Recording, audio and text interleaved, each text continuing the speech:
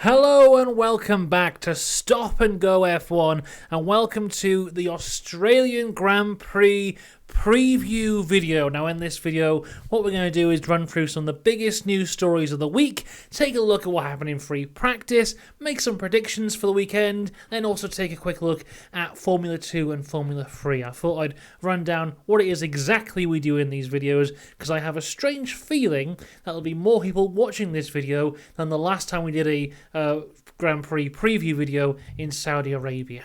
So, what I've got here, I've got it on my phone, so if it looks like I'm on my phone, it's not me scrolling through Twitter, it's me reading the news stories of the week. And to start off with, we've got to talk about the big man himself, Stefano Domenicali, because he has been doing an awful lot of talking as of late. Let's start off with Stefano Domenicali wants to cancel Friday practice, saying it's a great use for the engineers, but the public do not like them. Now, this has proven to be quite the controversial statement because apparently people do like them. Well, personally, I like them an awful lot. I really do enjoy watching the practice sessions. I put out a poll in the community tab of the channel to say, do you want them cancelled or do you think we should keep them? Now, that poll ended up getting 465 votes, and it was a resounding 89% of people said they wanted to keep the practice sessions as they were.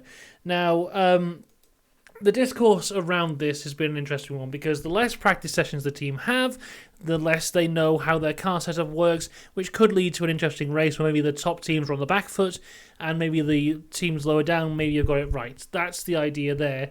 In terms of financially, though, I think it would be a bad idea because the Australian practice sessions that happen today have had over 100,000 people attending the track to see these practice sessions. So if that was there, that's a hell of a lot of money that track is losing, unless, of course, they change it for something else, which is what also has been discussed this weekend as a trialled idea, where Friday you would have one practice session and then qualifying for the race on Sunday. And on Saturday, you would have a one-shot qualifying for a sprint race that would take place on the same day on the Saturday. Then on Sunday, you have the race where the grid was determined by the qualifying on Friday. So that would keep everything open, but maybe more excitement is the idea here. Let me know if you think that would be more exciting. I mean, it means that the actual sessions themselves mean more, but yeah, it could be an interesting one. As always, I'm open for trying things. If they want to give it a go, let's give it a go. But let's also be able to say, if it doesn't work, it doesn't work, and we can move on. Another thing Stefano has been saying is that the Spanish GP could be moved to Madrid. And now, I think when he said this, I don't know if he actually meant it or not, because this whole F1 Experience Museum has just been opened up. It's opened up in Madrid. I imagine he was speaking to some kind of Madrid-based newspaper, and he was like, yeah, of course, we'll just come to Madrid and do a street race. And maybe it's snowballed a bit here. What I do find very interesting about this is a lot of the fan base of Formula 1 have been moaning about the Spanish Grand Prix for a very long time because it's not the most exciting track in the world. The Spanish Grand Prix came out a few weeks ago and finally said we'll get rid of that final chicane to make the track more interesting. And as soon as they've done this, F1 have gone, oh, actually, no, we might just leave. So it's a very interesting one from that point of view. Personally, I don't see a Madrid race happening. I think the Circuit de Catalunya has been a staple of the F1 calendar for quite some time now, despite it not being that interesting. So I don't see it moving. I think if we were to have a Madrid race, it'd probably be alongside the one that we already have, which brings me on to the final thing that Stefano Domenicali has been talking about this year, and it's a possibility of a 34-race season. Now, to give Stefano the benefit of the doubt, because this quote kind of went a little bit wild earlier in the week, when he said F1 could have a 34-race season, I think what he meant to say was, with all the places approaching us saying they want to race, we could have a 34-race season, saying we have 34 places that want to be on the calendar, not saying it would be a thing we would actually look at, if that makes sense. I don't think Stefano Domenicali is really thinking of pulling out a 34-race season. He's just saying that if he accepted every race application, he could have. That's how I interpreted that. I think it got a bit out of context, that quote. Let's stop talking about Stefano Domenicali right now and talk about something much worse. McLaren. But it could be good news for McLaren because it's McLaren musical chairs. Now, last week, James Key was let go by McLaren. He was the technical director of McLaren, and he is to be replaced by David Sanchez from Ferrari. Now, he's currently on gardening leave from Ferrari, so when you leave a team, you have to not touch anything and not do anything remotely technical for a certain amount of time. For David Sanchez, it will be until the 2024 season, so he's just waiting it out to start off in McLaren.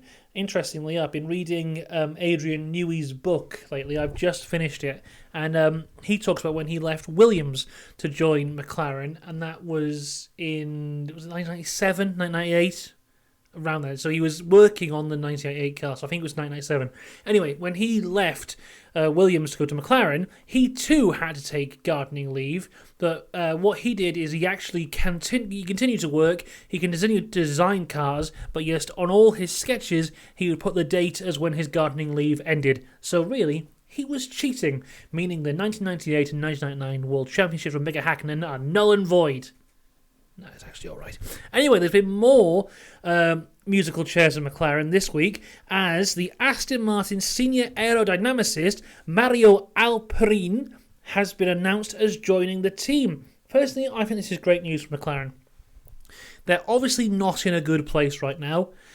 And, seeing these developments here, seeing these bring new people in, it's a sign that Zak Brown and the people at McLaren want to change and they want to move their way towards the front of the grid.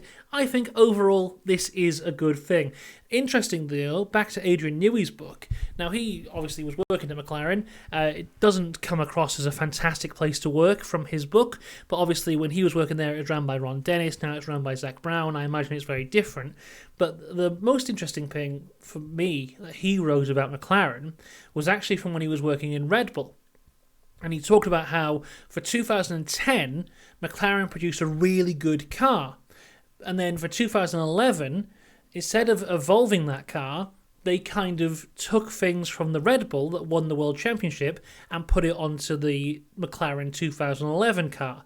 And the car went a bit further back down the grid. Then, for 2012, they kind of had, instead of once again evolving the car, they then had a Frankenstein's monster of all different parts of different cars from up and down the grid. So there was the McLaren, but there was a bit that looked like Ferrari, a bit that looked like Red Bull.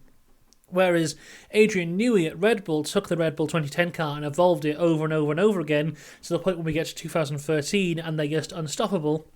McLaren, instead of having their own ideas and evolving them and working on them, just tried to steal everyone else's and couldn't get them to work. And if you look at right now, what's just happened? I mean, last year they come in with the new regulations. They have their own car. At times, the fourth fastest car on the grid. For the 2023 season, instead of evolving upon that car, they've just taken parts of the Red Bull and tried to make it work, and it doesn't work. So McLaren seemingly just haven't learned their lesson, and this shake-up could be the best thing for them. So I wish them the best of luck. Now let's talk about Porsche, because Porsche have well and truly bottled it. Now, there was the big story last year about Porsche joining Red Bull in kind of a relationship like Red Bull had with Aston Martin a few years ago, where they were a title sponsor, logos all over the car. They had the deal with Adrian Newey where he could make, is it the Vanquish or something? Their hypercar, I can't remember what it's called. So that Porsche were going to do a similar thing. There was a slow introduction to F1. They'd be title sponsors for Red Bull. They'd do some really good stuff there. Go on like that. It then later came out that Porsche were asking for 51% of Red Bull Racing, which obviously Red Bull said no to. There was then rumours that Porsche went and approached Williams, and those talks fell down. And then there were other rumours that Porsche approached McLaren, and those talks have also fallen down. And Porsche have now come out and said they are no longer focusing on F1 at this time. And this is one of the biggest bottles I've ever seen. Porsche had it in their hands. They were going to be title sponsors, main sponsors with the biggest team in Formula One right now. And instead, they're nowhere. It's embarrassing for Porsche, and we're going to move on. So, next big story is the grid boxes. Now, obviously, Alonso had the penalty in Saudi Arabia for being slightly out of his grid box. Same thing happened to Ocon in Bahrain. For Australia, the grid boxes will be expanded upon by 20 centimetres. Also, it looks like the first 4 grid boxes have some lines down the middle, so the drivers can perfectly line up the boxes there to hopefully eradicate these weird penalties where drivers aren't in the boxes properly. We'll have to wait and see if that actually happens. And speaking of the FIA doing things, pit crews will be banned from standing on the debris fences.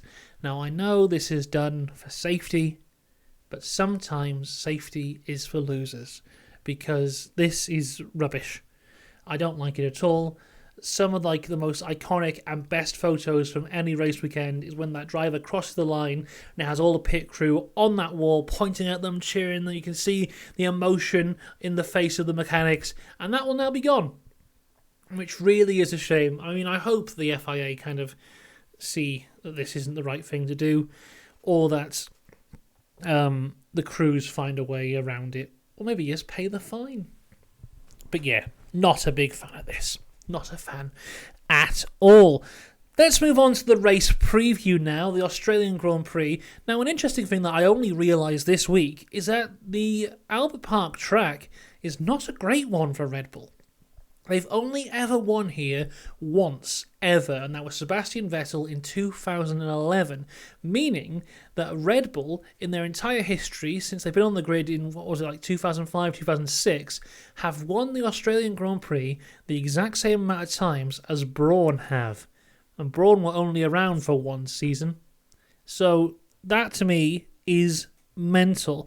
But let's take a look at the practice sessions. To move from the practice sessions, I have to move from my phone there with all my notes to the scrap pieces of paper that I had on me at the time. So, FP1, there's some upgrades up and down the grid, mostly focusing on the two teams, Red Bull and Alfa Romeo. Red Bull got a new front wing and some new brake cooling systems, whereas Alfa Romeo also have new front wings, and the top of their side pods are new as well, so that's very interesting.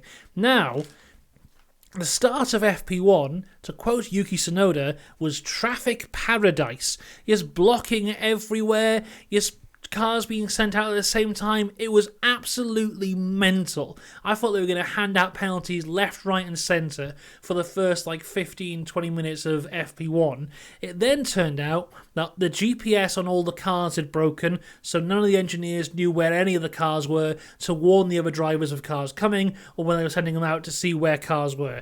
This caused a red flag until they fixed the issue, and eventually they were able to get back out there, and it was better. Not fixed, but it was better.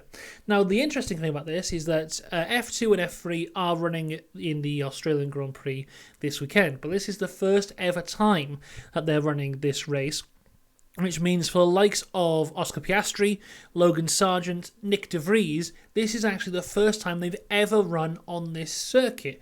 Whereas they'd raced in Bahrain and Saudi before in the lower formulas, this was the first time that they were ever actually on this track, which, to be fair, when you look at how everyone else was coping, it seemed that the rookies were actually some of the best of the bunch, because everyone was struggling in the practice sessions today. Lewis Hamilton complaining of bouncing at the start of the session, that would slowly go away, but he was getting quite a bit of oversteer as well. He was able to catch it quite a few times. Yuki Tsunoda had a big moment in FP1 when he was going into turn 1, just carrying too much speed, outbraked himself, went through the gravel trap, car bounced up in the air, nearly hit the wall, but he was able to save it. I gotta turn my piece of paper over now. Magnussen as well, big wide moment for him. Verstappen spun towards the end of the session. Logan Sargent, he broke down. No issue of his own, but the car gave up on him. This caused a red flag, and that ended the session. The top three of FP1 was Max Verstappen, then Lewis Hamilton, then it was Sergio Perez in third, although his time was set on the mediums. He wasn't able to set a time on the softs. FP2 now, and we're still getting these twitchy moments from Max Verstappen as we continue on. This is it's the worst the Red Bulls look. It still looks quick, but it doesn't look as stable as it was in Bahrain or in Saudi. We're still getting a lot of traffic issues as well as we carry on. Rain started to fall, and there was about 47 minutes of the hour-long session left to go. This is when Ocon's engineer comes over the radio and goes, "Oh, don't worry, Esteban, the rain will finish shortly." The rain did not finish shortly. It continued for the entire session. There was a very strange moment at one point where the rain was falling down and there was only 2 cars on the track. There was George Russell, and then there was one of the Ferraris. I think it was Sainz. George Russell was on the inters in the rain. Sainz was on the softs. I think that perfectly shows the differences between the Mercedes and the Ferrari team. The rain continued to fall down until everyone was on the intermediate tyres. And this is very interesting because this is actually the first time we've seen the 2023 cars in the rain. I mean, there was some... they're doing their show runs that were in the rain, but for full broadcast, fully going for it, this was the first time we saw it in the rain. And the thing that I found the most strange is that 2 drivers who I consider to be very strong drivers in the rain seem to be the ones who are struggling the most, and that was Lance Stroll and Lewis Hamilton. Both really seem to be struggling with their cars. Eventually, though, there was no real big issues, just a few twitches and stuff, no big crashes or anything like that. When the session ended, Alonso topped the times from Leclerc, from Verstappen, although I wouldn't massively read too much into those times, as like I said, after with 47 minutes left to go, it started to rain. So we only had like 12, 13 minutes of actual running, so no one really put in those massively competitive times. So you can't read too much into that. Right, there you go. So yes, overall, Red Bull still looks strong, if not twitchy. Fernando is looking good in the Aston. Stroll a little bit more anonymous throughout the practice sessions. I think the Ferraris look a hell of a lot better than they did in Saudi. Mercedes looking good. McLaren looked alright, to be fair. I think Lando was in the top 10 for both sessions, so maybe this could be the time. Oscar Piastri has a lot of support, as you would imagine, in his home race of Australia, so it's looking good for them. I'm pretty happy. On to my predictions. So if you're new around here, I make 2 predictions for every race. I try and make them a little interesting. So here we go. Prediction number 1 is there will be a Ferrari on the podium. Now, the podium this year from the first 2 races have been made up of the same 3 people. I'm thinking, here we go. It's Ferrari's time. We'll have a Ferrari on the podium. And my second prediction is points for Yuki. Now, I thought that Yuki had finished the last 2 races in a row in 11th place. It turns out he's actually finished the last 3 races in a row in 11th place, because he also finished Abu Dhabi 2022 in 11th place. David Croft was saying if he finishes in 11th again in this race, he sets a new F1 record for the amount of times in a row finished in one position that isn't first, which isn't a great record to have, especially when the place you have is 11th, just outside the points. But I think this is the one. Yuki is going to score some points. Come on, Yuki. You can do it. Right. That's F1 out of the way. Let's talk about F3, because they've had their qualifying, and it's Gabriele Bortoleto on pole from Gregoire Saucy and Gabriele Mini in third. I'm hoping for a good weekend for Mini, because I think, after Bahrain, he really does deserve it. Bortoleto, of course, I think he's leading the championship for F3, so he should be good from there. Even more interesting, 12th place went to Sebastian Montoya, which means for the sprint race, he'll be on pole, the son of Juan Pablo Montoya, leading the way in the sprint for F3. And as we look to F2, it's my guy, Ayumi Iwasa, on pole position from Théo Pourchaire and then Victor Martins. What was very interesting about this is they went out right after FP2, and it was properly coming down with rain at that point. There was some cuts away at the start where you just the car surrounded by grey because the rain was coming down so hard. They red flagged it, and there was discussions that if the qualifying session wouldn't have gone ahead, they would have to use the last practice session as the qualifying places for the race. If they had done that, out of the top 3 in the championship, only one of them would have been in the top 10 for qualifying, and that was Iwasa, and I think he was 7th. Teo Porcher was like down in 16th or whatever, but they were able to get it done. Just in terms of everyone else there, Isaac Hajar's 4th, Zayn Maloney 5th, Behrman 6th, Arthur Leclerc 7th, Kushmani 8th, Jack Crawford 9th, and Dennis Hauger is 10th, which means that Dennis Hauger will be on pole for the sprint race. A bit annoying for Ralph Boschung, currently 2nd in the F2 Championship, only 11th, so he was just off getting that sprint race pole. But yes, Iwasa has done it, the first pole position not to go to the ARTs in Formula 2. Formula 2, I'm loving it this year. Very exciting. Can't wait to see what happens there. Make sure you subscribe, of course, to Stop and Go F1 as we continue throughout the year. This weekend is going to be a bit of an interesting one because it's obviously the races are on at 6 o'clock in the morning. If you're watching this and you're a wrestling fan, you also know that WrestleMania is this weekend, and I'll be watching that as well. So when I speak to you after the race on Sunday, I would have been up for more than 24 hours, which means it may be a very interesting race review. So look forward to that one. As far as F2 and F3 goes, I'm going to wait until Monday. There'll be videos on that, but there'll be videos on qualifying and the race immediately afterwards. Then driver ratings will come out on Monday. So make sure you subscribe for all of that stuff. It's going to be grand. Right. Until then, though, have a lovely time, and I'll see you next time. Goodbye.